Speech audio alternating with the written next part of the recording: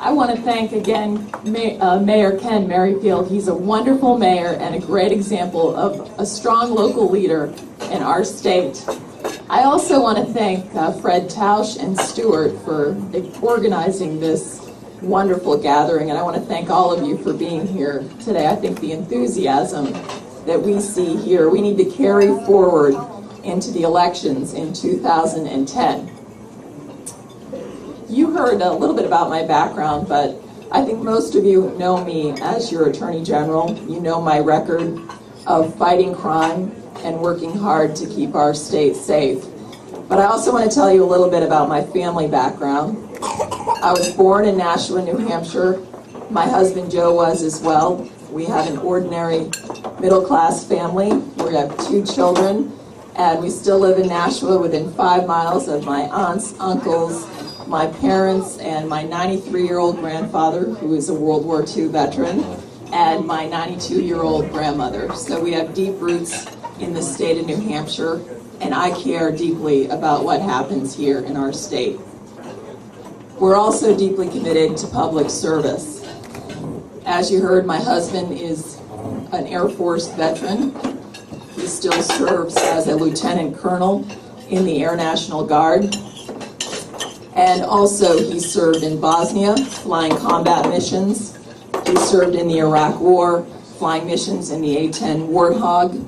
And I worked for a total of 11 years serving the citizens of our state in the Attorney General's office. And I know today we're talking about economic issues, but I have to tell you, as the wife of a combat pilot and as a former prosecutor, I am appalled at the decision by Attorney General Holder to try Khalid Sheikh Mohammed in New York City.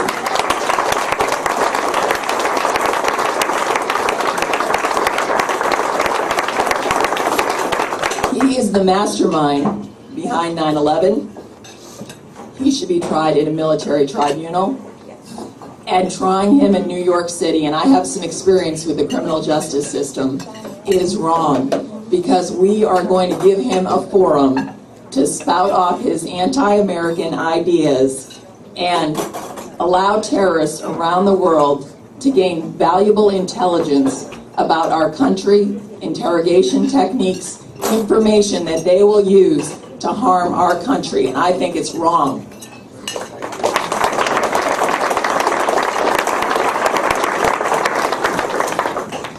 It's irresponsible decisions like that which motivate me to run for the United States Senate. As the mother of 2 children, I firmly believe that we need elected leaders who are willing to make the hard decisions, willing to stand up for what is right, to protect our nation, and to protect our economic future.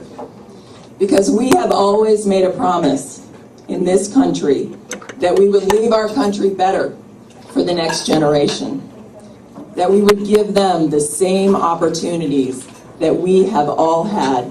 And we are not living up to that promise right now. We are mortgaging our children's future.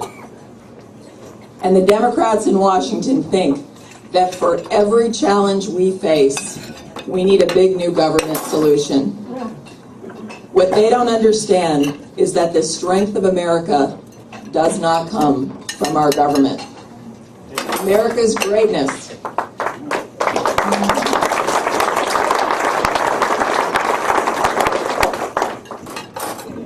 I'm a little bit taller than this mic, so I got it.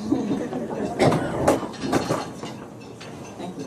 America's greatness comes from our people, our families, our belief in personal responsibility, and it comes from our small businesses and our entrepreneurs.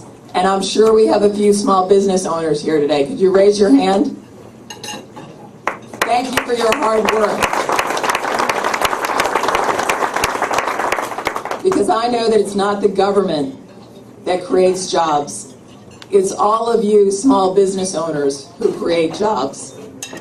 And I've had a personal experience with that. When my husband came home from the war, he started a landscaping and snow plowing business. I would go out through the night and shovel snow with him, and then go home to my day job at the Attorney General's office. So I saw firsthand how hard it is to make a small business work.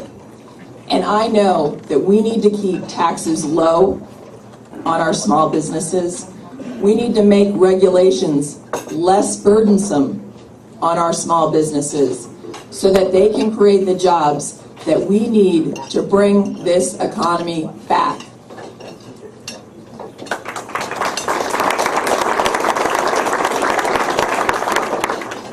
Washington is broken. There's no better way to describe what's happening in Washington, D.C. right now.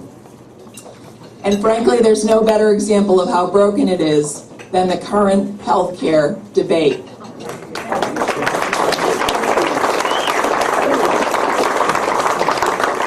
The Democrats and Paul Hodes, who's running for Senate as a Democrat, voted for a massive government takeover of our healthcare system. And what does that takeover do? It raises taxes on small businesses, putting penalties on them at a time when they can least afford it. And you know what else it does? It cuts Medicare, it reduces quality, it doesn't give better quality healthcare, reduces choices for consumers, and it doesn't deal with real reforms like tort reform, like allowing the purchase of insurance across state lines. Those are the types of reforms we need, and not a government takeover of our healthcare system.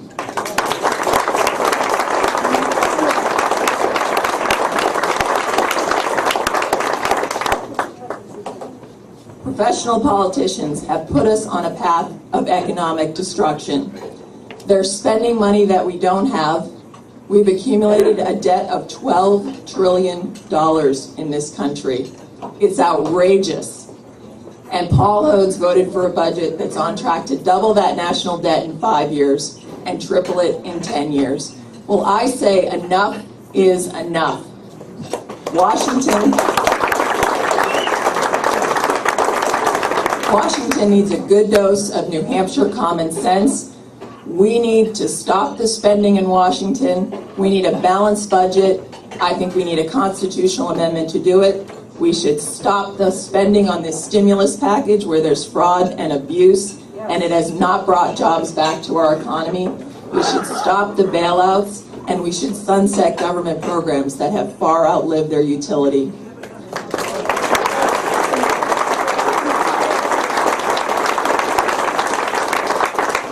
We need to make our government work for us, not us working for our government. Let's join together and bring fiscal sanity and common sense to Washington. Let's tell Washington that we want fresh new ideas and fresh new faces. And I need your help to do that, because we can make a difference for this country, and we can protect the future of our children and all generations in this great state. So I thank you for having me today, and you have a great day, and keep up the enthusiasm, because we can win this in 2010.